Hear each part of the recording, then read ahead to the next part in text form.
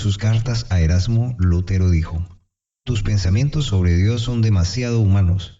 Probablemente ese renombrado erudito se ofendió por tal reprensión y aún más porque procedía del hijo de un minero. Sin embargo, fue completamente merecido. Nosotros también, aunque no tenemos ninguna parte entre los líderes religiosos de esta época degenerada, presentamos el mismo cargo contra la mayoría de los predicadores de nuestros días y contra aquellos que, en lugar de escudriñar las Escrituras por sí mismos, aceptan perezosamente la enseñanza de otros. Las concepciones más deshonrosas y degradantes del gobierno en el reino del Todopoderoso se encuentran ahora casi en todas partes. Para millares de personas, incluso entre aquellos que profesan ser cristianos, el Dios de las Escrituras es bastante desconocido. En la antigüedad, Dios se quejó ante un israelita apóstata: ¿pensabas que de cierto sería yo como tú? Salmo capítulo 50, versículo 21. Tal debe ser ahora su acusación contra una cristiandad apóstata. Los hombres imaginan que el Altísimo es movido por el sentimiento más que por un principio. Suponen que su omnipotencia es una ficción insignificante y que Satanás frustra sus designios por todas partes. Piensan que si Dios ha formado algún plan o propósito, entonces debe ser como el de ellos, constantemente sujeto a cambios.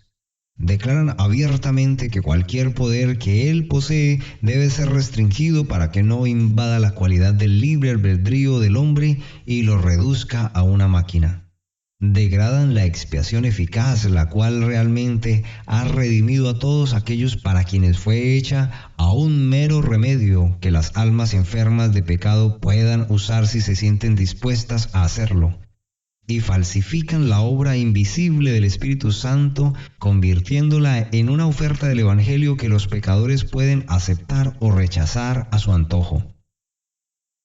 El Dios de este siglo XXI no se asemeja más al soberano supremo de las Sagradas Escrituras de lo que la tenue y vacilante llamada de una vela se asemeja a la gloria del sol del mediodía.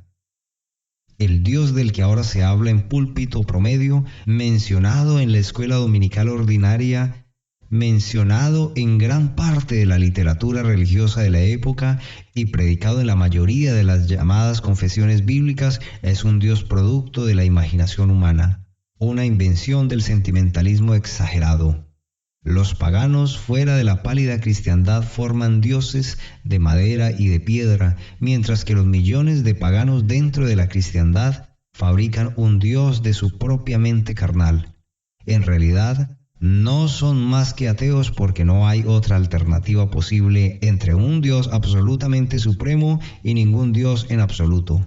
Un Dios cuya voluntad es restringida, cuyos designios son frustrados y cuyo propósito es amenazado.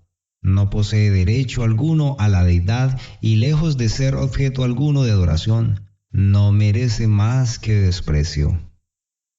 La supremacía del Dios vivo y verdadero bien podría argumentarse desde la distancia infinita que separa a las criaturas más poderosas del todopoderoso Creador.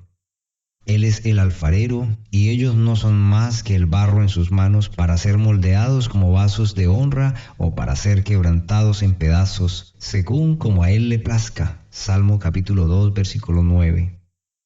Si todos los habitantes del cielo y todos los habitantes de la tierra se unieran para rebelarse contra Él, no le ocasionarían ninguna inquietud ni tendría menos afecto sobre su trono eterno e inexpugnable que el rocío de las olas del Mediterráneo sobre las majestuosas rocas de Gibraltar. Así de pueril e impotente es la criatura para afectar al Altísimo. La Escritura misma nos dice que cuando los jefes gentiles se unan con el Israel apóstata para desafiar a Jehová y a su Cristo, el que mora en los cielos se reirá. Salmo capítulo 2, versículo 4. La supremacía absoluta y universal de Dios se afirma clara y positivamente en muchas partes de las Escrituras. Tuya es, oh Jehová, la magnificencia y el poder y la gloria, la victoria, el honor, porque todas las cosas que están en los cielos y en la tierra son tuyas. Tuyo, oh Jehová, es el reino y tú eres excelso sobre todos, y tú dominas o reinas sobre todo. Primera de Crónicas capítulo 29, versículo 11 y 12. Nótese que dice, tú dominas, esto es reinas. Ahora, no que reinará en el milenio. Jehová Dios de nuestros padres, ¿no eres tú Dios en los cielos y tienes dominio sobre todos los reinos de las naciones? ¿No está en tu mano tal fuerza y poder que no hay quien te resista? Segunda de Crónicas capítulo 20 versículo 6.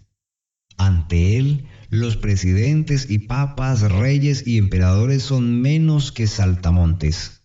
Pero si él determina una cosa, ¿quién lo hará cambiar? Su alma deseó e hizo. Job capítulo 23, versículo 13. Ah, mi lector, el Dios de las Escrituras no es un monarca irreal, no es un mero soberano imaginario, sino Rey de reyes y Señor de señores. Yo conozco que todo lo puedes y que no hay pensamiento que se esconda de ti. Job capítulo 42, versículo 2. Es decir, ningún pensamiento tuyo puede ser estorbado. O como alguien lo ha traducido, ningún propósito tuyo puede ser frustrado. Todo lo que Él ha diseñado, lo hace. Todo lo que ha decretado, lo realiza. Nuestro Dios está en los cielos. Todo lo que quiso, ha hecho. Salmo capítulo 115, versículo 3. ¿Por qué lo ha hecho? Porque no hay sabiduría, ni inteligencia, ni consejo contra Jehová. Proverbios capítulo 21, versículo 30. La supremacía de Dios sobre las obras de sus manos están vívidamente representadas en las Escrituras. La materia inanimada, las criaturas irracionales, todas realizan las órdenes de su Creador.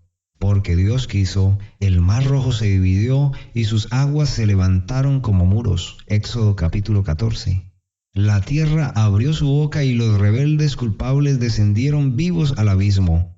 Números capítulo 16. Cuando Él lo ordenó, el sol se detuvo. Josué capítulo 10. Y en otra ocasión, el sol retrocedió 10 grados atrás en el reloj de Acaz. Isaías capítulo 38, versículo 8. Para ilustrar su supremacía, hizo que los cuervos llevaran comidas a Elías. Lee en Primera de Reyes capítulo 17, e hizo nadar el hierro sobre las aguas. Segunda de Reyes capítulo 6, versículo 6. Los leones fueron amansados cuando Daniel fue echado en el foso e impidió que el fuego quemara a los 3 hebreos que fueron arrojados a sus llamas. Así todo lo que Jehová quiere lo hace, en los cielos y en la tierra, en los mares y en todos los abismos. Salmo capítulo 135, versículo 6. La supremacía de Dios también se demuestra en su perfecto gobierno sobre las voluntades de los hombres. Que el lector considere cuidadosamente Éxodo capítulo 34, versículo 24. 3 veces al año, todos los varones de Israel debían abandonar sus hogares y subir a Jerusalén. Vivían en medio de personas hostiles que los odiaban por haberse apropiado de sus tierras. Entonces, ¿qué iba a impedir que los cananeos aprovecharan su oportunidad y en ausencia de los hombres mataran a las mujeres y a los niños y tomaran posesión de sus granjas? Si la mano del Todopoderoso no estuviese sobre las voluntades e incluso de los hombres malvados, ¿cómo podría Dios hacer esta promesa de antemano, garantizando que nadie ni siquiera codiciaría sus tierras? Como los repartimientos de las aguas, así está el corazón del rey en la mano de Jehová. A todo lo que quiere, lo inclina. Proverbios capítulo 21, versículo 1. Pero puede objetarse. ¿No leemos una y otra vez en las Escrituras cómo los hombres desafiaron a Dios, resistieron su voluntad, rompieron sus mandamientos, ignoraron sus advertencias e hicieron oídos sordos a todas sus exhortaciones?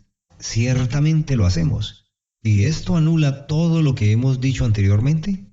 Si lo hace, entonces la Biblia se contradice claramente a sí misma. Pero eso no puede ser. A lo que se refiere el objetor es simplemente a la maldad del hombre contra la palabra externa de Dios, mientras que lo que hemos mencionado anteriormente es lo que Dios se ha propuesto en sí mismo. La regla de conducta que nos ha dado para que obedezcamos, ninguno de nosotros la cumple perfectamente, pero sus propios consejos eternos son cumplidos hasta el más mínimo detalle. La supremacía absoluta y universal de Dios se afirma con igual claridad y positivamente en el Nuevo Testamento. Allí se nos dice que Dios hace todas las cosas en el designio de su voluntad. Efesios capítulo 1, versículo 11. La palabra griega para hace significa trabajar eficazmente. Por esta razón leemos, porque de Él y para Él son todas las cosas. A Él sea la gloria por los siglos. Amén. Romanos capítulo 11, versículo 36. Los hombres pueden jactarse de que son agentes libres, con voluntad propia y tienen la libertad de hacer lo que les plazca, pero las Escrituras les dicen a aquellos que se jactan: iremos a tal ciudad y estaremos allá 1 año y traficaremos y ganaremos, en lugar de lo cual deberíais decir, si el Señor quiere. Santiago capítulo 4, versículo 13 al 15. Aquí entonces hay un gran seguro de descanso para el corazón. Nuestras vidas no son producto del destino ciego ni el resultado de un accidente caprichoso, sino que cada detalle de nuestras vidas fue ordenado desde la eternidad y ahora están ordenadas por el Dios que vive y reina. Nadie puede tocar un cabello de nuestras cabezas sin su permiso.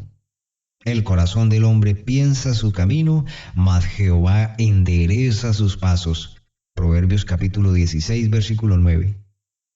Qué seguridad, qué fortaleza, qué consuelo debería darle esto al verdadero cristiano. En tus manos están mis tiempos. Salmo capítulo 31, versículo 15. Entonces, guarda silencio ante Jehová y espera en él. Salmo capítulo 37, versículo 7.